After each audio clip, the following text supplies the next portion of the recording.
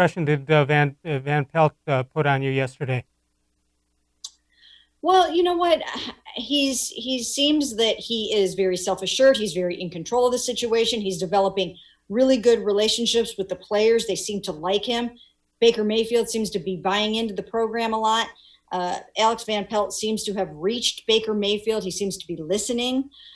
He has worked with him on his footwork. He's changed the footwork, which, Baker could have said, you know what? No, my mechanics are fine. I'm going to do what I want to do. But he's doing exactly what they're asking him to do. And I think that's vitally important.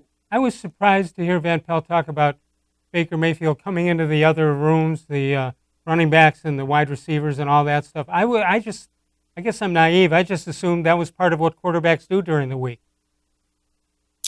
Well, not really necessarily. I mean, they have their own quarterback meetings, they have their own position meetings, and then the other positions have theirs, and usually you're busy with yours. But I think the fact that they are doing this on a Zoom basis lends itself to Baker jumping in on those meetings. And I think that shows initiative on his part. I think it shows leadership on his part. So whether or not all this translates into more victories, he is doing all of the right things so far this offseason. What about the discussion on who's calling plays and who isn't calling plays? Is that a big deal to you or not?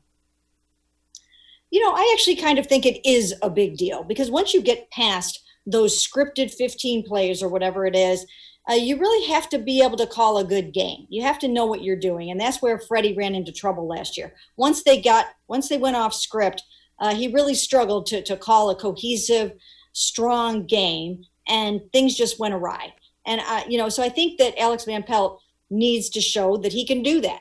And if for some reason Kevin Stefanski doesn't have a comfort level with the way he's calling the game, he can take it back over. But I actually kind of think that it will start out with Alex Van Pelt calling the plays so Kevin Stefanski can kind of be the overseer, the CEO coach. Yeah, I know when somebody gets a coaching job, and a lot of it is based on what they did, if they hadn't been a head coach, what they did in other position coaches getting set for this, and so Stefanski might. Well, Freddie Kitchens says, "Look, this is why I got the job because of the way I call the plays."